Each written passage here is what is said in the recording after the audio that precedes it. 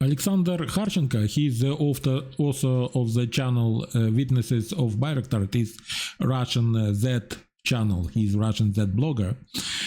He writes about a new challenge faced by the Russian army. The Ukrainian armed forces increasingly use fighter drones, leaving advanced Russian troops blind.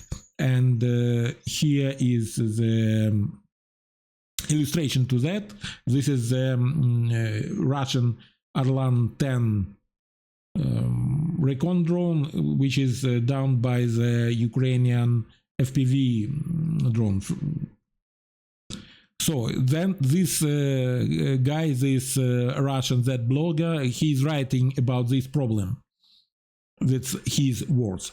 Ukrainians have started frequently shooting down our wings. This is an extremely alarming signal. These actions do not result in casualties, but the consequences could be more serious than the delivery of dozens of Abrams tanks. Many reconnaissance and strike units, they rely on wings. Destroying our eyes in the sky will set us back a generation, forcing us to fight in a two-dimensional space while the enemy continues to wage a 3D war. FPV drones are cheap, whereas large birds are not. Previously, Ukrainians awaited the delivery of scarce Western missiles for air defense, but now some of these can be replaced by fighter drones. Already, FPV drones can fly at speeds of up to 500 km per hour.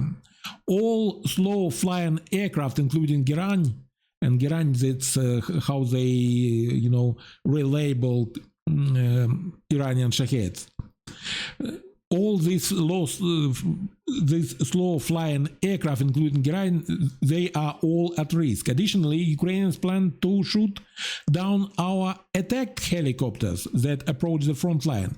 Fortunately, such cases have not occurred, but the enemy is working in this direction. Another advantage of fighter drones is their mobility and stealth.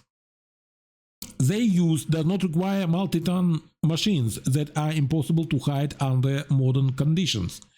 Two people on motorcycles can already serve as an air defense system that is extremely difficult to detect.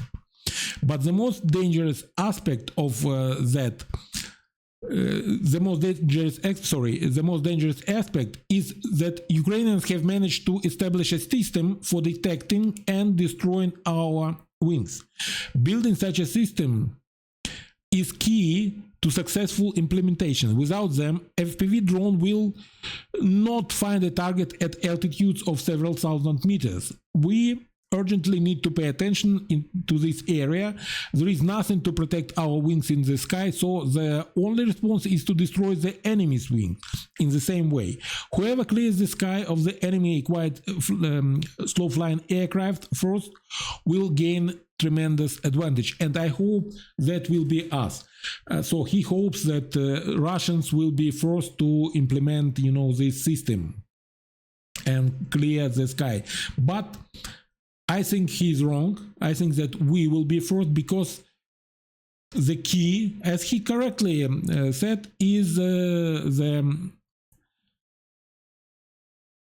system for detecting and destroying the wings. The system that will detect the, for example, Zala or Arlan, who is several thousand meters in the altitude and is out of the range of the manpads like Strela or Stinger or Igla or Perun.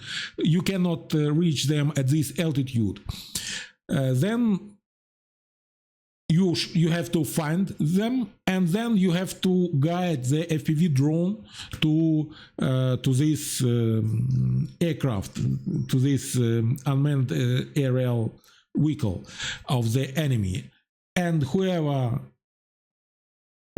creates and implements such an integrated system will win this war. Now I think that we Ukrainians have an advantage in this area, and we are closer to this implementation, and this is the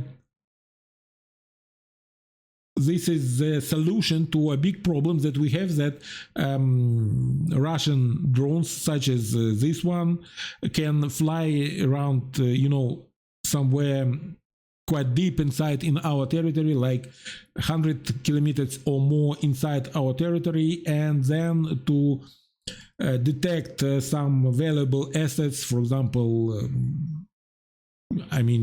some anti-aircraft missile system, or for example, we are using small airfields as airfields of like forward airfields closer to the front lines, and they can detect when our aircraft there for refueling, and then direct, for example, Iskander strike there, or something like this. So it is very important for us to get rid of such drones that are quite a big nuisance for us. Thank you for watching. Have a nice day, and Slava Ukraini!